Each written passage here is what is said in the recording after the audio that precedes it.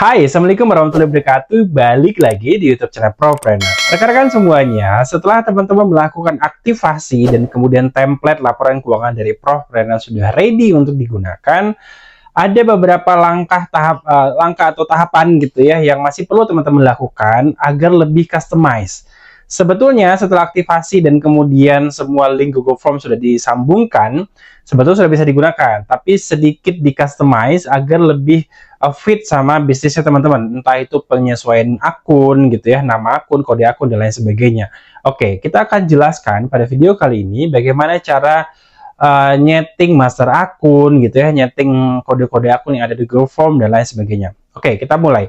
Pertama, teman-teman klik dulu sheet yang di samping. Tadi kan terakhir kita di sheet aktivasi gitu ya. Sheet samping itu sheet dashboard. Nah, nanti semua menu-menu yang ada di sini, teman-teman bisa klik pindahnya, nggak harus klik sheet yang di bawah gitu ya. Kadang-kadang teman-teman klik pindahnya tuh dari sheet yang sini. Itu agak sedikit merepotkan. Jadi, kami sudah buatkan menu yang itu bisa diklik. Teman-teman bisa klik aja. Contoh kita masuk ke menu dashboard yang kemarin di video sebelumnya kita sudah kenalkan apa itu dashboard dan fungsinya. Ini kita skip dulu, kita masuk ke panduan penggunaan. Nah, ini teman-teman kami anjurkan untuk membaca. Walaupun sebetulnya kami buatkan dalam bentuk video seperti ini, teman-teman bisa menonton. Tapi kalau mau cepat bisa baca juga. Di sini sudah kita tuangkan bagaimana cara panduan penggunaan. Kita tidak ulangi lagi. Kemudian kita masuk ke menu master akun. Oke, mungkin sedikit bagaimana sih cara klik menunya gitu ya. Teman-teman bisa klik di sini. Nanti kan ada muncul tuh ada pop-up seperti ini. Klik menu master akun seperti ini gitu ya. Begitu juga yang lain. Oh, inputan billing. Jadi nggak langsung diklik di sini. Kalau klik di sini langsung mungkin dia nggak akan pindah gitu ya. Nah, caranya adalah diklik sekali atau mungkin disorot aja sampai muncul pop-up seperti ini, diklik, nanti dia baru pindah ke menu yang teman-teman inginkan. Kita masuk dulu ke menu master akun. Kita klik menu master akun, kemudian teman-teman akan dibawa ke tampilan seperti ini. Langkah berikutnya, teman-teman perlu menyesuaikan kode atau nama akun yang lebih sesuai dengan bisnis teman-teman. Kita mulai dari bagian atas, kas dan setara kas gitu ya. Pertama ini adalah kas. Kas ini mungkin semua bisnis punya. Jadi kalau bisa tetap ada, karena biasanya di Indonesia lazimnya masih ada transaksi secara kas. Kas itu maksudnya uang fisik ya, transaksi yang dilakukan secara uang fisik. Sehingga dengan begini teman-teman bisa mantau nanti uang kas itu ada berapa dan ada di mana gitu ya. Jadi ini kode akun untuk kas, kemudian kode akun untuk bank. Nah, banknya disesuaikan aja, nama banknya mungkin saya sebut aja Bank Mandiri, Bank BCA, BTN, apalagi Bank BTP, BSI dan lain sebagainya. Sesuaikan aja dengan bank yang teman-teman gunakan. Dan bank yang didaftarkan adalah bank yang digunakan untuk transaksi bisnis, bukan bank yang digunakan untuk transaksi pribadi. Buat teman-teman yang mungkin belum berbentuk PT, kemudian punya rekening gitu ya, rekening yang didaftarkan hanya rekening yang digunakan untuk transaksi bisnis. Buat teman-teman yang masih nyampur, bagaimana kalau saya nyampur gitu ya, saya masih campurin transaksi pribadi dengan transaksi bisnis. Itu sebuah kesalahan yang tidak bisa terima. Teman-teman harus pisahin dulu. Jadi rekening yang didaftarkan adalah rekening yang hanya digunakan untuk transaksi bisnis. Kalau teman-teman udah punya PT mungkin sudah nggak nyampur gitu ya. Kalau udah punya PT apalagi nggak boleh nyampur sama sekali malah. Oke, daftarkan rekeningnya, tinggal di rename aja di sini, Bank ABC, Bank DF gitu ya, didaftarkan di sini. Kemudian kalau seandainya saya masih ada bank lagi yang mau ditambahin gitu ya, boleh tinggal ditambahin aja. Misalkan bank ini saldo e-commerce saya nggak pakai, ya udah di rename aja menjadi bank teman-teman yang teman-teman gunakan. Bank digital saya nggak pakai, ya udah di rename aja. Tapi kalau seandainya sudah habis semua, masih dibutuhkan lagi, insert row baru aja. Tambahkan di sini di tengah-tengahnya, insert row baru. Kemudian tambahin aja kodenya, nanti tinggal ditarik aja juga boleh gitu ya, ditarik di sini. Atau kalau seandainya ini cari aja yang paling bawah. Ini tadi 5 di paling bawah gitu ya. Ctrl C, kemudian Ctrl V ke sini, 5-nya diganti menjadi 6 misalkan. Oke. Kemudian copy lagi, 6-nya diganti jadi 7. Jadi kodenya nggak boleh sama ya teman-teman ya. Kode akun tidak boleh sama, harus berbeda setiap ininya. Jadi nanti misalkan diganti dengan saya ada bank XYZ gitu ya, silahkan ditambahkan saja. Ada bank apalagi TUK gitu ya, silahkan aja. Ini di copy aja, di copy, Ctrl C, paste ke bawah. Ctrl C, Ctrl C, kita paste ke sini, Ctrl V di sini. Oke. Nah, kalau sudah, berarti akun banknya sudah sesuai juga. Bank apa saja yang didaftarkan tadi? Semua bank yang digunakan, baik itu bank konvensional, baik itu bank digital, atau bank e-commerce. Sebagai contoh, teman-teman punya bisnis yang jualan di e-commerce. Entah itu Shopee, Tokped, apalagi TikTok Shop gitu ya. Itu teman-teman daftarkan akunnya di situ. Kenapa? Untuk memantau saldo rekening, saldo pendapatan teman-teman itu ada di mana aja posisinya. Oh, ada di Shopee belum ditarik, ada di Tokped belum ditarik. Itu harus tercatat. Sehingga teman-teman bisa pantau tuh, oh duit saya tuh ada di mana aja gitu ya. Semuanya harus terdaftar. Oke, itu untuk akun kas. Nah, kemudian setelah tadi teman-teman menambahkan akun, ini kan agak sedikit berantakan ya, sebelah kiri ini gitu ya. Ini digeser aja, diblok lagi, Ctrl X saja atau di cut gitu ya, kemudian dipastekan di sini, biar rapih lagi. Itu nggak ada masalah. Jadi biar menunya nggak berantakan lah gitu ya. Oke. Kemudian akun-akun lainnya, jadi piutang usaha, piutang pegawai, penyisihan piutang, itu kalau seandainya tidak banyak perubahan, saran kami tetap digunakan sesuai dengan template yang kami sudah sediakan. Kecuali teman-teman punya utang usahanya ada banyak jenis gitu ya, mau dipisahin ya silahkan. Tapi mungkin akan sedikit lebih kompleks gitu ya. Tapi kalau mau juga silahkan, itu bisa dilakukan. Terus kemudian ada akun-akun yang berwarna merah. Oke, jadi kami ada menyeting akun-akun mandatori namanya. Di mana akun-akun tersebut teman-teman nggak boleh ganti kodenya, nggak boleh menghapus, mengganti namanya gitu ya, nggak boleh menghapus juga. Sehingga akun yang berwarna merah tidak boleh diapa-apain, nggak boleh diganti kodenya, nggak boleh dihapus, nggak boleh di rename juga. Oke, jadi ini tolong untuk tidak diganggu gitu ya, akun-akun yang berwarna merah. Kemudian kita lanjut ke bawah. Ada harga perolehan aktiva tetap. Jadi ini akun untuk aset tetap. Ada tanah, gedung bangunan, mesin, alat kerja, inventaris kantor, dan lain sebagainya. Kemudian ada kendaraan bermotor, aset tidak berwujud, entah itu kayak aplikasi dan lain sebagainya gitu ya. Itu bisa teman-teman daftarkan di sini. Jika ada aset yang teman-teman, oh saya punya aset ini, kemudian belum ada di sini, boleh ditambahin juga. Caranya seperti tadi, insert row baru di tengah-tengah. Saran kami tetap insertnya di tengah-tengah gitu ya, jangan di bagian bawah. Jadi kalau contoh kayak gini jangan diinsert di sini, tapi teman-teman insertnya di bagian agak tengah sedikit. Atau kalau seandainya pun, oh saya nggak punya aset tidak berwujud, di rename aja. Jadi diganti aja dengan akun yang sesuai. Kalau seandainya ada akun yang teman-teman tidak gunakan. Kalau seandainya, oh saya nggak hanya punya gedung sama mesin aja gitu ya, saya nggak punya tanah dan lain-lain, boleh nggak saya hapus?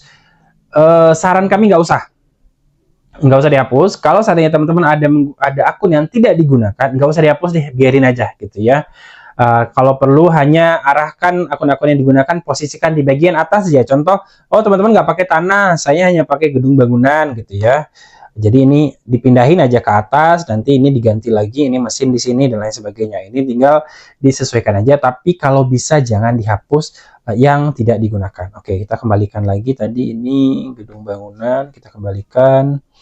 Kemudian ini tanah tadi ya. Oke.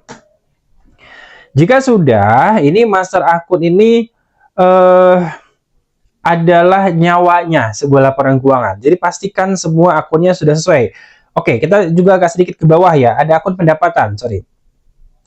Pendapatan, di sini kami masih setting kelompok pendapatan A, B, C, sampai F. Yang ini teman-teman sangat bisa sesuaikan dengan laporan keuangan teman-teman. Teman-teman jualan apa sih gitu ya? Saya jualan makanan, punya banyak menu. Satu resto itu punya puluhan menu gitu ya. Apakah perlu puluhan menunya diketik di sini? Nggak perlu. Saran kami mungkin nggak perlu satu menu gitu ya. Kenapa? Itu akan sedikit kerepotan ketika teman-teman nge-trace, oh tiba-tiba menunya diganti, kan repot ya, menu yang ini tahun ini ada, tahun depan nggak ada, itu akan sedikit ngerepotin dalam tracing laporan keuangan. Sehingga saran kami yang dicatatkan atau yang dijadikan akun adalah kelompok pendapatan. Jadi tadi teman-teman jualan di resto gitu ya, nggak usah menu makanannya, tapi kelompok pendapatan makanan, kelompok pendapatan minuman, kelompok pendapatan dessert gitu ya. Jadi disesuaikan aja. Kita contohin aja lah ya. Kelompok pendapatan makanan. Kemudian ini kelompok pendapatan minuman. Atau kalau teman-teman mau ganti, oh saya nggak mau pakai kelompok, ya silakan aja pendapatan makanan, pendapatan minuman gitu ya. Tinggal di rename aja. Oke, kelompok pendapatan dessert misalkan gitu ya. Oke, ini teman-teman tinggal ganti aja akunnya yang sesuai, sebagian kanannya dibiarin aja. Oke, kita lanjut. Di bawahnya ada beban diskon. Ini masuk akun mandatory, beban diskon, beban pokok penjualan. Bagaimana kalau seandainya saya adalah bisnis jasa yang nggak punya pokok penjualan? Biarin aja, akunnya nggak usah dipapain, biar nanti nggak tidak mengganggu pada saat laporan. Nanti kalau teman-teman memang tidak menggunakan, nanti secara rupiahnya akan nol nanti di laporan. Jadi nggak usah diotak-atik, dibiarin aja. Nah, yang sedikit mungkin krusial selain tadi pendapatan juga ada beban. Teman-teman, kami sudah setting di sini akun bebannya yang mungkin umum digunakan dalam sebuah bisnis. Tapi kalau saya teman-teman merasa ada akun yang belum masuk, silakan di rename aja akun yang tidak terpakai atau ditambahin. Contoh kayak beban operasional itu apa aja sih? Contohnya beli tisu mungkin gitu ya, beli galon air, beli alat kebersihan, itu masuk ke beban operasional. Atau transaksi-transaksi yang mendukung kegiatan operasional itu masuk ke beban operasional. Kemudian ada alat tulis kantor, beban SDM gaji dan bonus, beban BPJS, beban SDM lainnya, contoh kayak yang dipakai buat snack rapat gitu ya, dan lain sebagainya. Itu masuk ke beban SDM lainnya. Teman-teman tinggal sesuaikan aja, ganti akun yang tidak terpakai. Kalau ada yang tidak digunakan pun, saran kami tidak dihapus, tetap biarin aja. Oke. Pastikan bahwa semua akun ini dari atas paling bawah sampai ke bawah sudah sesuai dengan kebutuhan bisnis teman-teman. Baru lanjut ke yang lain. Master akunnya dulu yang disetting. Itu langkah berikutnya. Kita lanjut ke template jurnal. Oke, kita akan jelaskan next-nya terkait dengan template jurnal. Selanjutnya, kita akan jelaskan tentang template jurnal. Template jurnal ini teman-teman bisa lihat nih, tampilannya kurang lebih seperti ini. Ada template tahun, cara pembayaran, akun-akun dan lain sebagainya. Kemudian di sebelah kanan ada produk, kemudian di sebelah kanan ada persediaan. Oke, kita mulai dulu dari paling atas. Pertama tahun. Nah, tahun teman-teman tinggal sesuaikan aja sendiri nantinya. Misalkan tahun ini adalah 2026 gitu ya. Berarti tahun lalunya adalah 2025. Kalau seandainya nanti teman-teman gunakan di tahun 2027 gitu ya, berarti tahun ininya, tahun sekarangnya adalah 2027, tahun lalunya 2025. Itu tinggal disesuaikan aja. Kemudian cara pembayaran. Nah, cara pembayaran ini adalah semua akun-akun bank yang teman-teman gunakan. Termasuk ada hutang.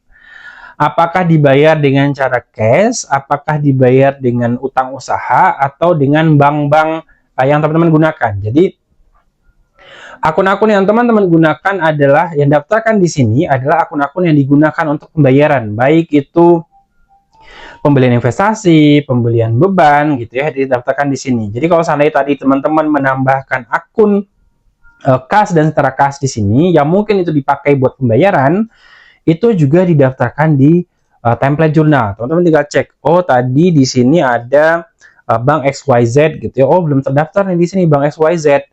Teman-teman tinggal cek aja, oh posisi di mana sih tadi? Posisinya bank ABC, XYZ, bank TUK, bank DEF gitu ya. Saya pengen daftarin nih bank 2 bank yang baru ini mau didaftarkan gitu ya. Kita kembali ke sini, tadi posisinya ada di bawahnya bank ABC.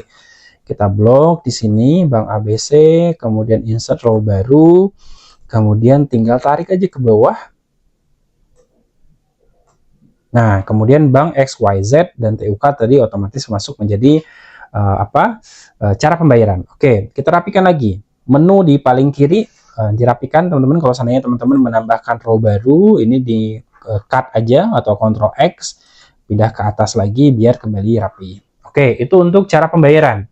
Sehingga teman-teman perlu ingat bahwa cara pembayaran ini berhubungan sama akun.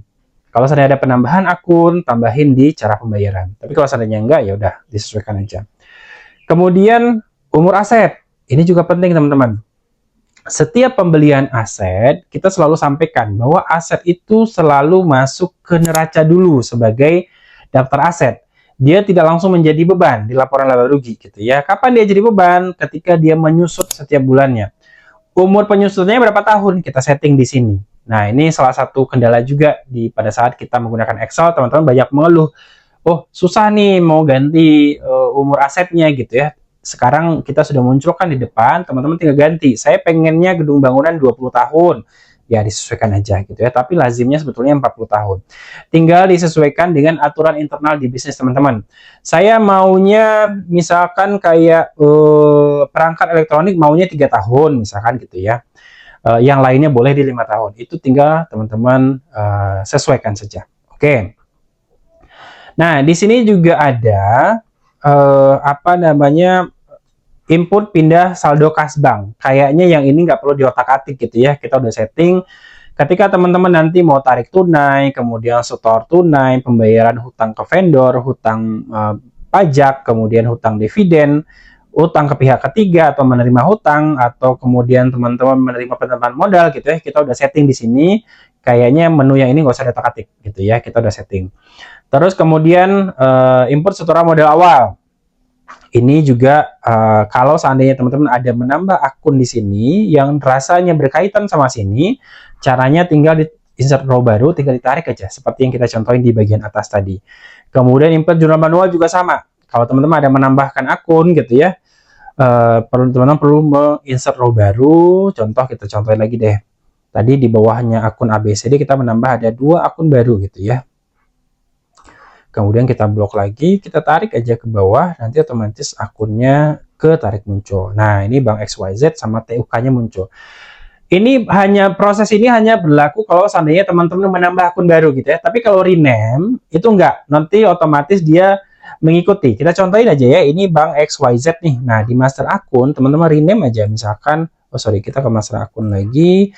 Bank XYZ ini kita ganti, kita tambahin deh, ada kurungnya, titik, kurung gitu ya, atau nomor akunnya deh. Teman-teman pengen menambahkan 3 angka atau 4 angka di bagian belakang nomor rekeningnya, biar lebih mudah diidentifikasi gitu ya. 1, 2, 3, 4 misalkan, itu angka belakang dari nomor rekeningnya. Kita cek di sini, di template jurnal, di bagian bawah tadi. Nah, otomatis nanti namanya menyesuaikan. Jadi kalau seandainya rename aja gitu ya, itu nggak perlu merubah di sini, nanti dia otomatis ngikutin gitu ya. Yang perlu teman-teman tambahkan kalau seandainya teman-teman menambah kode akun. Oke, perhatikan semuanya. Kalau seandainya ada ini di sini ada akun baru belum masuk nih, tambahin aja gitu ya. Kemudian bulan nanti teman-teman kalau seandainya tadi teman-teman sesuaikan di sini nih, ini 2026 gitu ya, nanti di sini juga otomatis 2026. Kalau di sini misalkan 2027, kita klik, misalkan kita ganti 2027, ke bawahnya juga akan menyesuaikan tahunnya 2027 gitu ya. Jadi ini tahun ini berkaitan sama atas, jadi sesuai dengan tahun sekarang yang teman-teman setting di awal. Nah, ini area yang mungkin agak sedikit penting. Daftar cabang, kemudian daftar admin, kemudian PPN, sama settingan e-commerce sama persediaan. Kita daftar cabang dulu. Buat teman-teman yang mungkin bisnisnya punya cabang atau beberapa brand, sebenarnya PT-nya satu tapi brandnya ada beberapa gitu ya, atau mungkin project. Saya PT-nya satu tapi project ada banyak, project A, B, C, D misalkan. Saya pengen melihat laporan per project, itu tinggal disesuaikan di sini. Contoh kayak saya mau bikinnya cabang deh gitu ya, berarti di sini adalah cabang kota Bandung misalkan, terus kemudian cabang Tasikmalaya, atau cabang mana lagi, cabang Jakarta, atau teman-teman mau ganti jadi project juga boleh, project pembangunan kota X misalkan, project apalagi, project pembangunan kota Y.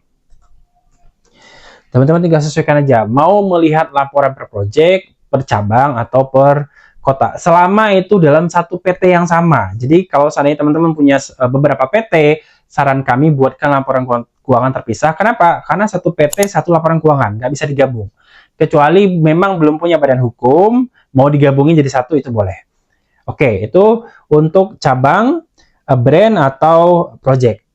Kemudian kita lanjut ke admin. Nah, ini untuk memudahkan teman-teman mengidentifikasi siapa sih yang menginput transaksi gitu ya. Tinggal diganti aja namanya, nanti misalkan namanya siapa? Lisa gitu ya, atau siapa? Ica misalkan gitu. Tinggal diganti aja. Terus kemudian selanjutnya adalah PPN. Kalau seandainya teman-teman sudah PKP dan kemudian teman-teman memungut PPN, teman-teman perlu setting di sini PPN 11%. Kalau seandainya iya. Tapi kalau seandainya saya belum PKP, saya nggak mau mungut PPN, ya udah ini dinolkan aja gitu ya. Ini nanti mempengaruhi settingan di bagian yang lain. Jadi ini di setting aja 11% atau 0%. Terus kemudian e-commerce. Kalau seandainya teman-teman punya e-commerce juga gitu ya, mau di Shopee, mau di ojek online, Tokopedia dan lain sebagainya, tinggal tambahin di sini. Kemudian akunnya sesuaikan dengan akun yang di atas. Kalau tadi nih Shopee, teman-teman sudah daftarkan akunnya adalah saya sudah daftarkan akun akun bank digital Shopee. Nah, teman-teman cek di sini ada nggak bank digital di master akun ini? Bank digitalnya Shopee misalkan gitu ya. Ternyata yang ini tuh maksudnya adalah Shopee nih. Ini dipastikan bahwa akunnya harus sama. Nah, kalau di sininya adalah Shopee, kemudian di sini juga adalah akun bank digitalnya Shopee. Kalau di sini Tokopedia berarti akun bank digitalnya Tokopedia dan lain begitu seterusnya. Nanti mempengaruhi posisi saldo pendapatan teman-teman masuk ke saldo yang mana. Kemudian terakhir adalah pembelian dan pengambilan persediaan. Ini diabaikan saja, sudah settingan dari kita. Oke, kita sedikit geser ke kanan, yaitu terkait dengan daftar harga. Nah, settingan ini akan otomatis muncul ketika teman-teman mau input invoice. Jadi teman-teman perlu untuk menyeting menu-menu atau produk-produk yang teman-teman jual. Oke, kita contohin. Tadi kita sempat mengganti produknya misalkan makanan gitu ya. Kita ganti nih. Kelompok pendapatannya adalah makanan. Saya menjual nasi goreng pete misalkan gitu ya. Harganya berapa sih? Harganya 20.000. Terus kemudian atau apa lagi? Makanan atau minuman deh. Minuman ini saya jual jus jambu misalkan gitu ya. Harganya 15.000. Nah, begitu seterusnya. Teman-teman perlu sesuaikan kelompok pendapatannya dengan produk yang teman-teman jual. Ini nanti fungsinya untuk setting di bagiannya invoice pada saat teman-teman menginput invoice nantinya. Oke, lanjutkan ke bawah sampai semua produk teman-teman sudah tersetting di sini. Produknya, kelompok pendapatannya dan lain sebagainya. Kita sudah siapkan agak banyak ke bawah, jadi nggak usah khawatir kalau seandainya ada puluhan ratusan produk, teman-teman tinggal tambahin aja ke bawah. Itu untuk daftar dan harga jual produk. Kita lanjut ke kanan, ada untuk persediaan. Nah, ini mungkin hanya untuk teman-teman yang punya produk jual. Kalau seandainya bisnis teman-teman adalah jasa, yaudah ini diabaikan aja. Mau dihapus juga boleh. Saya jasa, saya mau nggak pakai, yaudah dikosongin aja gitu ya. Nah, buat teman-teman yang bisnisnya adalah produk jual, kemudian punya persediaan, ini teman-teman perlu setting dulu di awal. Untuk nomornya ini bebas, mau teman-teman setting seperti ini juga boleh, mau ditarik aja nanti nomornya otomatis menyesuaikan sendiri. Kemudian nama persediaannya juga, apa aja sih teman-teman yang stok di gudang gitu ya, bukan barang habis pakai ya. Bukan tisu operasional yang tadi dibeli, kemudian langsung dipakai, langsung digunakan gitu ya, yang tidak berhubungan sama produksi, itu tidak boleh masuk ke sini. Tapi yang dicatat sebagai persediaan adalah yang semua berhubungan sama proses produksi.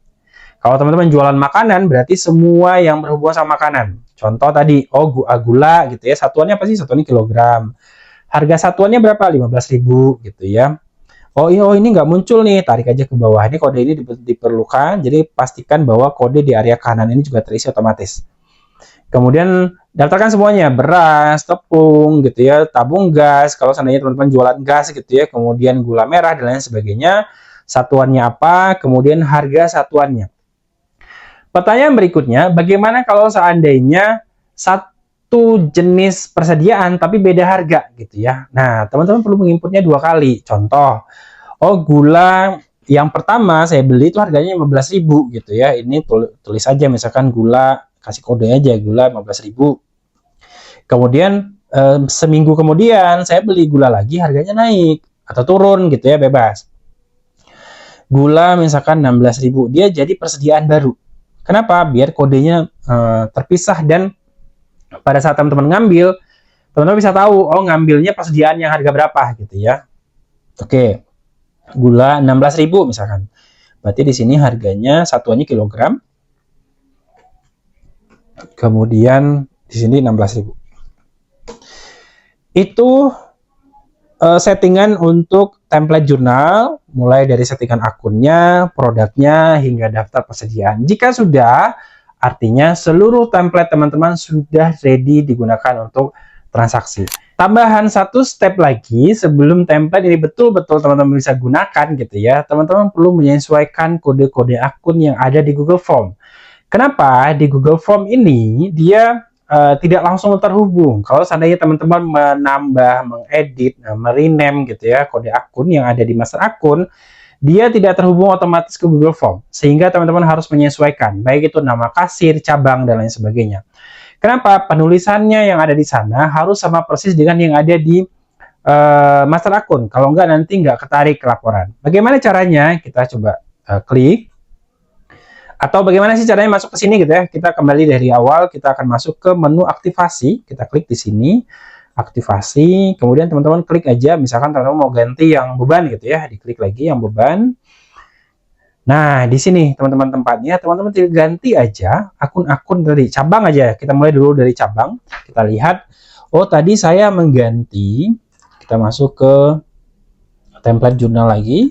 Kemudian kita cari tadi cabang. Oh tadi saya mengganti ada project, kita tulis menjadi project gitu ya, project pembangunan kota X, di copy aja biar tidak ada kesalahan penulisan. Kemudian teman-teman paste di sini. Oke, kemudian balik lagi, copy lagi, Ctrl C, paste lagi di sini gitu ya. Pastikan penulisannya sama persis, nggak boleh ada penambahan spasi dan lain sebagainya. Begitu seterusnya. Kemudian pertanyaannya, ini bagaimana dengan konsolidasi? Konsolidasi ini biarin aja. Fungsinya buat apa? Fungsinya nanti pada saat laporan laba rugi untuk menarik agar teman-teman bisa melihat laporan secara total. Jadi kalau di sini adalah tadi per project, ini untuk laporan per total. Jadi yang konsolidasi biarin aja. Setelah selesai, teman-teman mengganti untuk yang cabang gitu ya. Oh ini saya nggak pakai nih yang C dan D nggak dipakai, mau dihapus boleh. Silahkan diklik remove aja di sini untuk menghilangkan. Kemudian kasir. Kasir tadi kita ganti namanya. Misalkan oh tadi ada kasir atas nama Lisa gitu ya. Atau teman-teman kalau seandainya nggak mau nama panjang, ya udah dikasih kode aja, misalkan LJP misalkan atau RSC misalkan gitu ya. Kemudian dipaste aja namanya Lisa sama tadi siapa? Satu lagi Ica gitu ya. Paste aja di sini. Oke, itu untuk nama kasir. Pastikan juga nama kasirnya sama persis. Kemudian cara pembayaran. Ini juga sama. Kalau seandainya teman-teman tadi menambahkan cara pembayaran yang ada di sini, oh ini tadi bank XYZ belum masuk gitu ya. Ctrl C, kemudian tambahkan di sini. Nah, klik di sini add option baru, kemudian paste kode akun yang baru, atau kalau seandainya ada kode akun yang diganti namanya, ini juga disesuaikan. Bank ABC itu misalkan diganti jadi Bank BCA, Mandiri, dan lain sebagainya gitu ya. Tinggal disesuaikan aja. Terus kemudian akun juga sama. Oh akun beban diskon diganti atau beban dan lain-lainnya ada yang di-rename dan segala macamnya. Tinggal di copy paste aja ke sini. Setelah itu selesai. Nanti otomatis linknya juga inputannya juga akan menyesuaikan. Ini untuk inputan beban. Untuk inputan investasi juga sama. Lakukan hal yang sama untuk inputan investasi. Sesuaikan baik itu kode cabang, kemudian admin, kemudian juga kode-kode akun investasi yang teman-teman gunakan kalau seandainya ada yang di-rename, ditambah atau diganti. Dengan demikian sudah selesai, betul-betul selesai, 100% template laporan keuangan teman-teman sudah bisa digunakan. Pada video selanjutnya, kita akan bahas bagaimana cara menginput dan membaca laporan. Terima kasih buat yang udah nonton. Bye-bye.